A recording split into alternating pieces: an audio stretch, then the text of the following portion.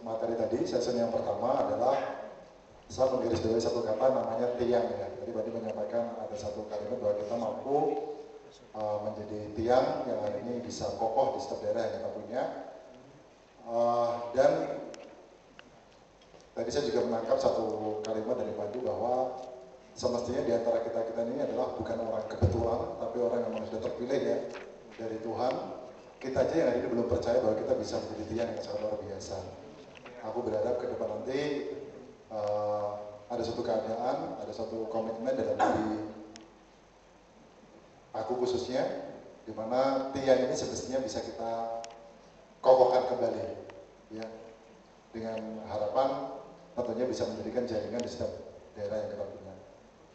Jadi materi tadi mengenal sekali di saya, yaitu sebenarnya kita bisa melakukan lebih daripada apa yang telah kita bisa lakukan sekarang ini. Terima kasih.